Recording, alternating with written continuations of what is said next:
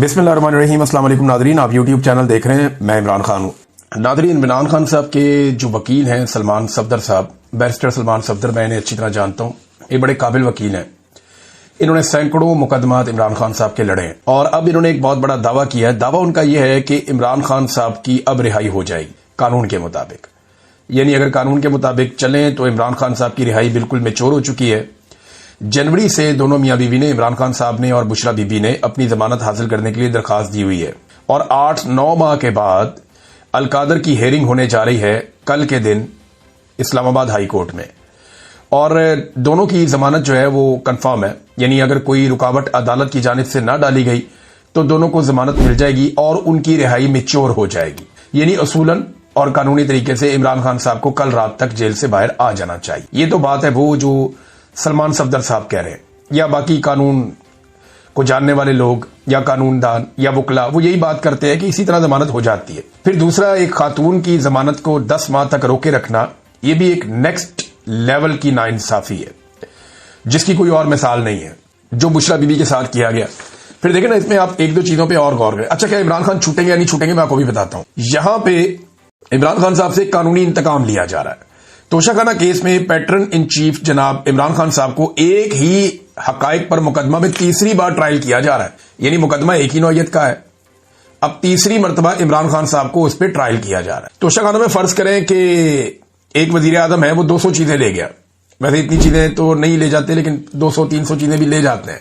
शरीफ खानदान जितना सामान तोशाखाना से ले गया, अगर हर चीज पे एक एक मुकदमा बनाया जाए तो अगले 200 साल उनके ऊपर मुकदमा जो है वो चलते रहेंगे। ये जो काकड़ साहब आए थे निगरान वजीर आजम, ये जो सामान ले गए, अगर इसी तरह एक एक करके मुकदमा बनाया जाए तो ये भी इनकी बाकी जिंदगी और इनकी नस्लें यही मुकदमे ही लड़ते रहेंगी। इमरान खान साहब पे एक ही मुकदमे को 3 दफा चलाया गया। यानी पहली मरतबा एक जज हमायूं दिलावर साहब ने 3 साल की सजा सुनाई इसी मुकदमे में, फिर जरा इसको ट्विस्ट करके दोबारा लाया गया और फिर जज जो है बशीर साहब, उन्होंने 14 साल की सजा सुना दी इसी मुकदमे में। और अब तीसरी मरतबा एक और जज के साथ यही मुकदमा लाके फिर अडियाला जेल में ट्रायल किया जा रहा है। तो इमरान खान पाकिस्तान की वाहिद शख्सियत है दुनिया का, आप समझ लें, जिसको एक ही मामले में तीसरी मरतबा ट्रायल किया जा रहा है। एक ही नौयत का, एक ही चीज का, एक ही मुकदमा है और तीसरी मरतबा वो ट्रायल हो रहे हैं।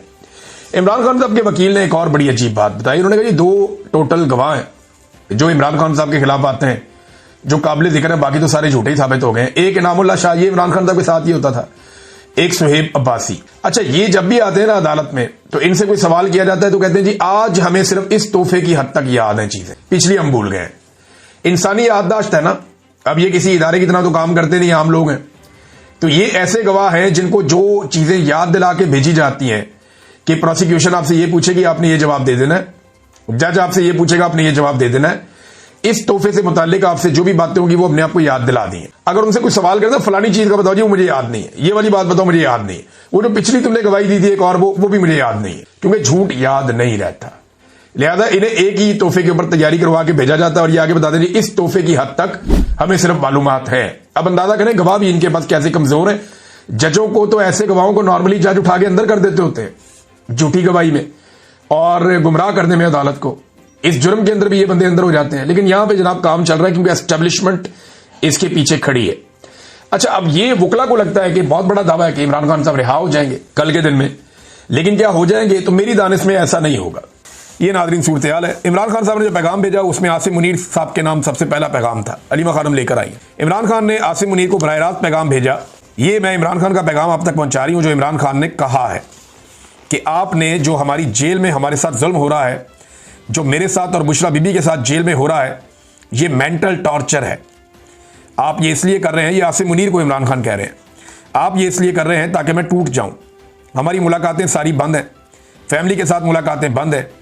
इस वक्त इनको किताबें नहीं दी जाती, बच्चों से बात नहीं करने दी जाती।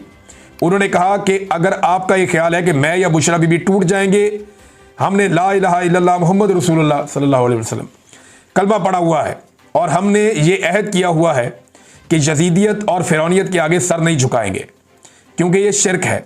इसलिए इस चीज़ को जब तक हम जिंदा हैं हम कभी भी अपना सर यजीदियत और फिरौनियत के आगे नहीं झुकाएंगे।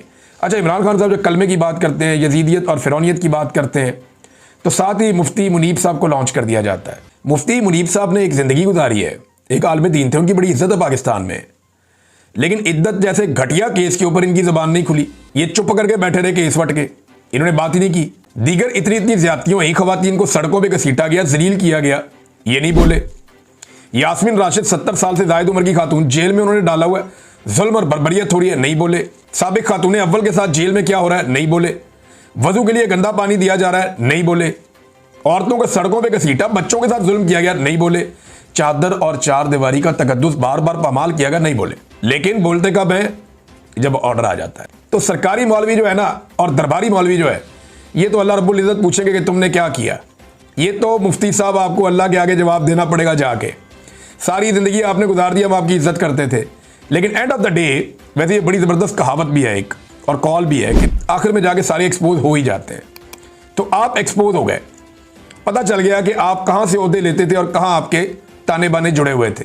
आज आप उनके हुक्म के ऊपर इमरान खान पे तनकीद करते हैं, निश्तर पे बरसाते हैं और मदद को बतौर हथियार इस्तेमाल करते हैं। तो इमरान खान तो झुकने वाला नहीं है, लेकिन आप बहुत बुरी तरह एक्सपोज हो गए मुफ्ती साहब। आप जुल्म और जबर के खिलाफ नहीं बोले, बल्कि जालिम के साथ खड़े होकर मजलूम के खिलाफ आपने आवाज उठाई।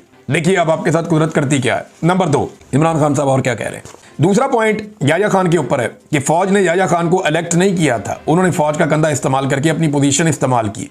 उन्होंने ये सोचा कि मैं अपना 10 साल इक़्तिदार लंबा कर लूंगा, लेकिन वो इलेक्ट होकर नहीं आए थे। इसके बाद क्या हुआ, उन्होंने जुल्म का निज़ाम शुरू किया, और जब आप जुल्म करते हैं उसके नताइज देख लें कि पाकिस्तान टूट गया। आसिम मुनीर साहब, आपको मैं ये कहना चाहता हूं, अब ये दोनों के अंदर इमरान खान साहब मुमासलत बता रहे हैं। आसिम मुनीर साहब, आपको मैं ये कहना चाहता हूं कि इस वक्त फौज ने आपको इलेक्ट नहीं किया है। आप ये सोच रहे हैं कि आप फौज के कंधे के ऊपर आप यहां 10 साल बैठेंगे। पाकिस्तान के अंदर इस वक्त जो हालात जा रहे हैं, आप इस पर पहले फोकस करें कि आपने इस इक़्तिदार को लंबा करने के लिए क्या क्या कुछ नहीं किया। पहले आपने 9 मई किया, जो फॉल्स फ्लैग ऑपरेशन था, ताकि आप इस बहाने पीटीआई को मुकम्मल तौर पर क्रश कर दें। अगले वीलॉग में आपको बताऊंगा। अब तक के लिए इतनी, अपना ख्याल रखिएगा, अपने चैनल का भी